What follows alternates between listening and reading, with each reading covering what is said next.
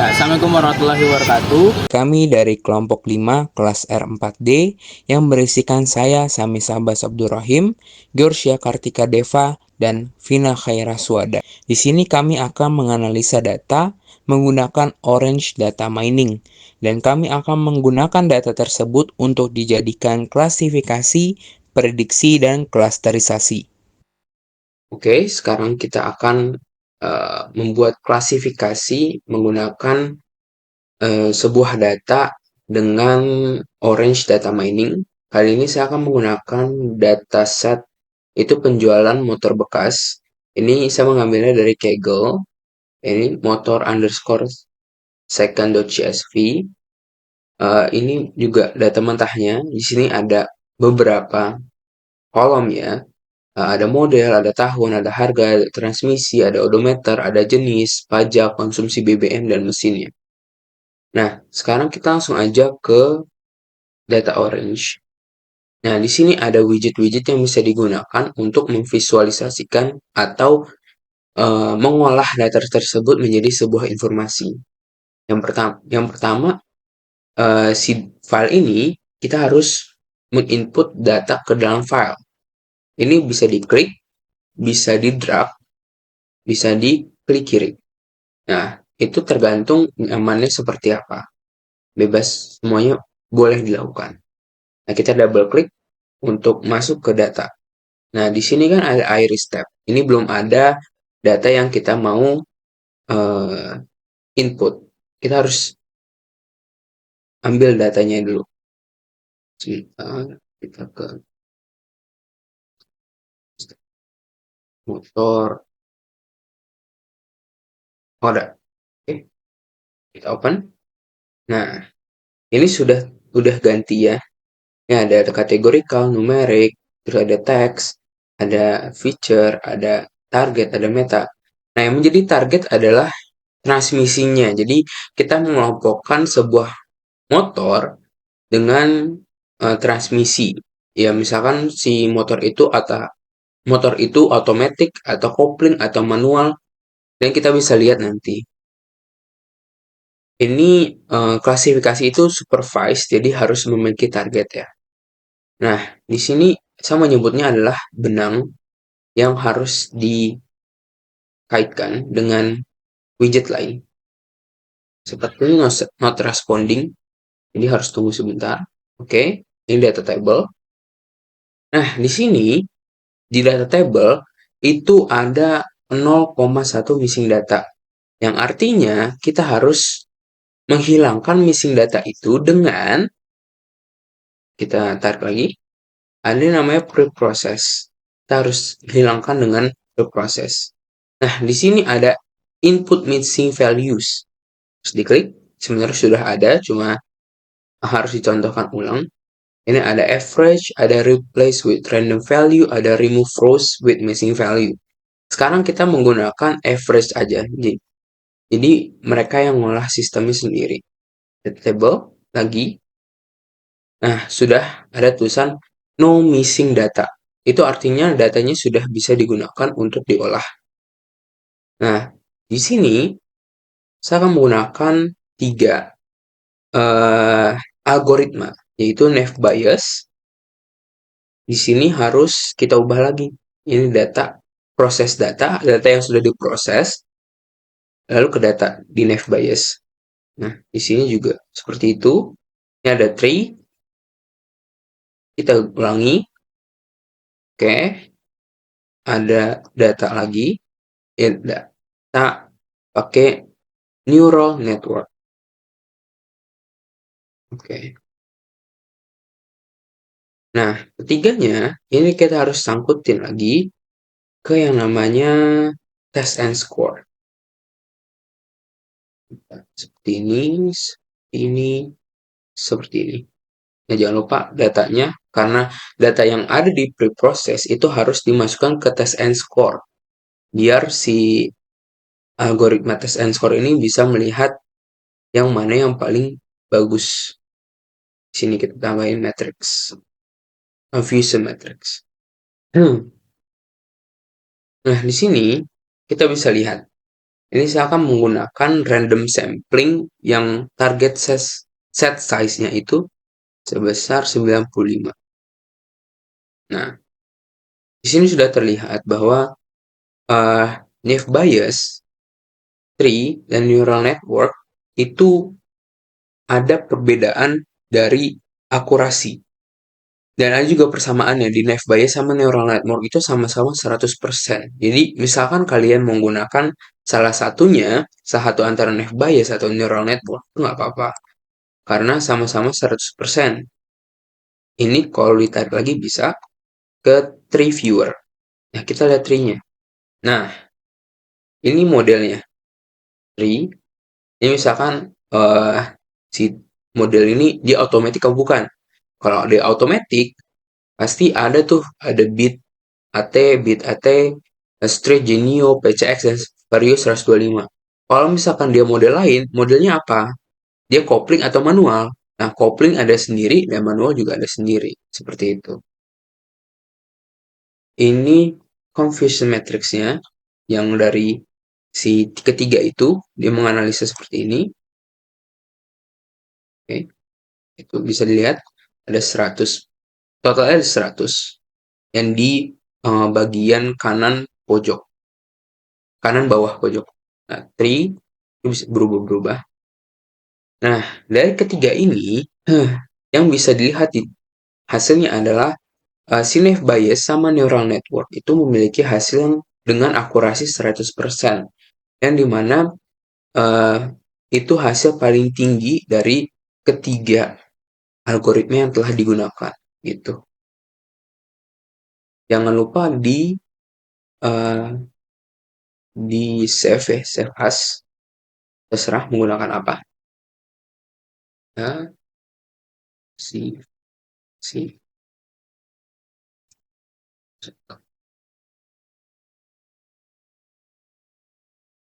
oke. Oke, di sini saya akan menjelaskan tentang teknik prediksi menggunakan orange data mining. Pertama, kita di sini masuk ke Google. Di Google kita cari web untuk mencari datasetnya. Di sini saya menggunakan Uchi Machine Learning Repository. Di sini kita pencet dan di sini terbuka beranda dari web tersebut. Kita cari data yang kita ingin gunakan. Di sini saya menggunakan prediksi autoimun akibat obat. Seperti ini ya, teman-teman. Datanya, kemudian tinggal kita pencet unduh. Setelah kita unduh berbentuk zip, kita masuk ke file kita, kemudian kita cari di download. Setelah itu kita pencet zipnya dan kita ekstrak menjadi ekstrak file. Tinggal kita pencet OK dan filenya berubah menjadi dokumen. Sini datasetnya dibagi menjadi dua bagian, yaitu data training dan juga data testing. Oke, kemudian kita masuk ke aplikasi Orange Data Mining.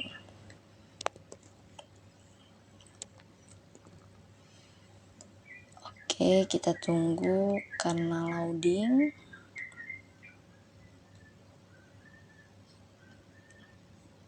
Oke, di sini adalah Orange Data Mining. Di sini bisa kita lihat banyak widget-widgetnya. Kemudian kita perbesar dulu. Setelah itu di sini bisa widgetnya kita pilih, kita klik atau kita tarik aja. Di sini saya milih tarik. Di sini ada file. Kemudian saya pilih filenya dari dokumen yang telah saya download tadi. Yang pertama adalah file training. Oke, kita klik. Di sini kita pilih label ya. Kolom label yang saya jadikan target berisi 0 dan 1. Kemudian setelah kita pilih targetnya, kita pilih juga meta, kita apply. Kemudian setelah itu kita rename agar mempermudah kita dalam melihat file. Di sini saya rename menjadi file training. Kemudian saya tarik garis dan saya memilih widget data table, gunanya agar kita bisa melihat semua data di sini, no missing data. Ada 47 data. Kemudian saya melakukan prediksi dengan 5 model yang tersedia di Orange. Yang pertama itu data naive Bayes, karena model ini sangat cepat dan ringan. Model ini digunakan untuk melihat pola awal dari data. Kemudian saya memilih logistic regression, di mana model ini sering digunakan untuk klasifikasi 2 kelas seperti kasus yang saya pilih. Kemudian saya pilih random forest. Kami memilih ini karena model ini sangat kuat dan mampu menangani banyak fitur sekaligus. Model ini menggabungkan banyak pohon keputusan sehingga hasil lebih akurat dan stabil. Kemudian ada random forest menjadi model dengan performa terbaik. Ada juga SVM, model ini cocok untuk data yang berdimensi tinggi. Dan yang terakhir ada tree. Widget ini membentuk pohon keputusan yang mudah dipahami karena bisa divisualisasikan dengan jelas. Di sini juga saya pilih tree viewers ya teman-teman, supaya kita bisa melihat langsung struktur pohon yang dibuat oleh model. Setelah itu setelah model-model dijalankan, saya memilih widget test and score untuk membandingkan performa tiap model. Saya tarik dulu semua widgetnya yang dari naive Bayes, logistic regression, random forest, SVM, dan tree. Jangan lupa kita tarik juga dari file training biar datanya terbaca ya teman-teman. Kita tunggu prosesnya. Dia sedang running.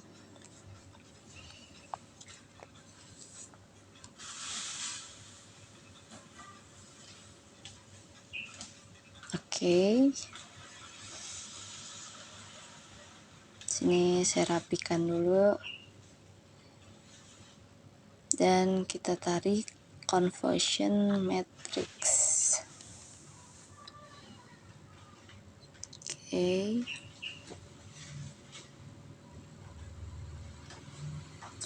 Sini kita lihat test and score-nya, ada bisa melihat akurasi F1 score dan AUC. Sini kita bisa lihat tadi data tertingginya itu ada di random forest dan terendahnya itu tadi logistic regression. Oke, selanjutnya kita ke widget file untuk memilih data set. Oke, kalau di data set tab play, nggak usah pakai target, dan kita tarik data table untuk melihat dokumennya. Di sini no target ya teman-teman. Lalu setelah itu kita pilih untuk melihat hasil prediksi pada dataset. Kita memilih widget prediction. Kita tarik dari naive Bayes. Jadi untuk prediksi ini kita tarik juga garis-garisnya dari setiap widget dari 5 model. Kita tarik dulu. Oke, logistic regression, random forest. Oke, sebentar.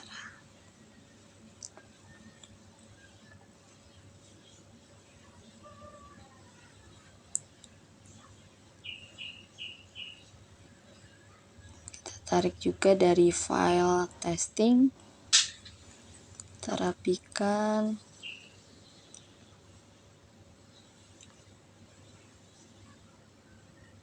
Oke, kita lihat di sini prediksinya terlihat jelas ya teman-teman.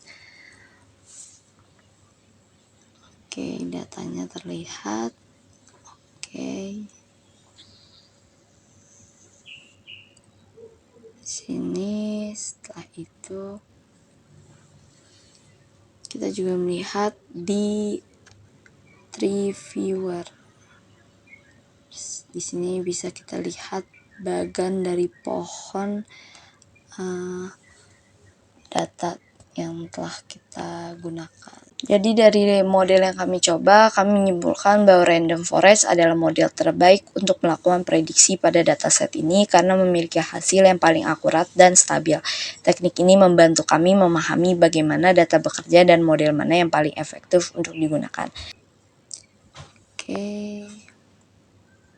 Sini saya save menjadi, kita save aja teman-teman, itu di dokumen. Saya save di folder yang sudah saya buat, yaitu tugas besar data analitik. Kemudian saya namakan filenya jadi tugas besar data analitik prediksi.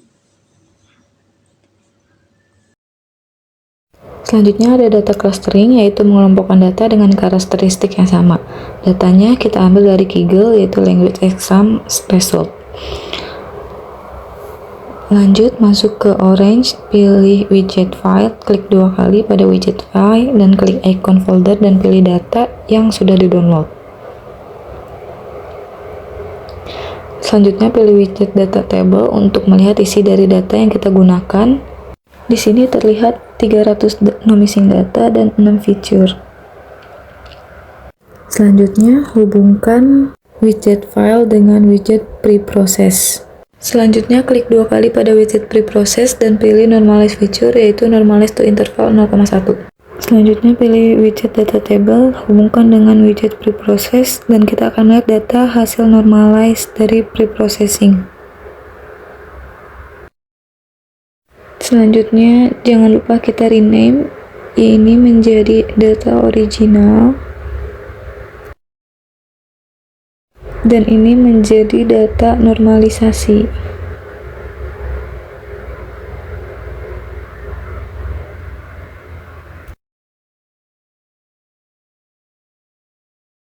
Di sini kita bisa melihat perbedaan data yang original dengan data yang sudah di-preproses atau data normalisasi.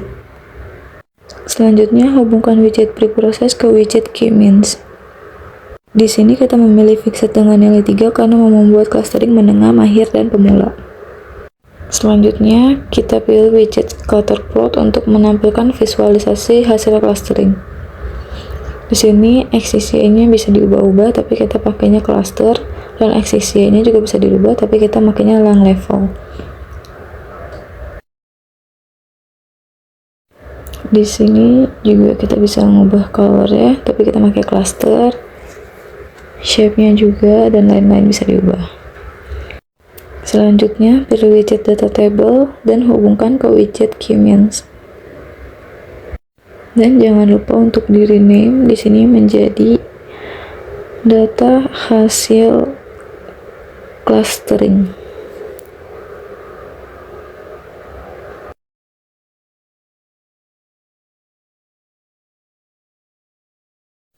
Pada widget data hasil clustering, kita akan melihat hasil data clustering, di mana ada 2 meta atribut, yaitu cluster dan slot. Di sini ada cluster itu C1, C2, C3. Dan kita akan merubah itu menjadi menengah, mahir, dan pemula. Selanjutnya, untuk perubahan nama C1, C2, C3, kita pilih widget edit domain dan pilih yang cluster, langsung saja diedit. C1 itu menjadi menengah, C2 itu menjadi mahir, dan C3 itu menjadi pemula. Dan selanjutnya di apply. Setelah itu langsung saja di X, lanjut Kita tambahkan lagi widget data table untuk melihat hasil yang sudah diedit domain. Selanjutnya, jangan lupa untuk di-rename menjadi data hasil setelah edit domain. Selanjutnya, kita di sini bisa melihat clusternya sudah berubah, yang tadinya C1, C2, C3 di sini menjadi pemula, menengah, mahir.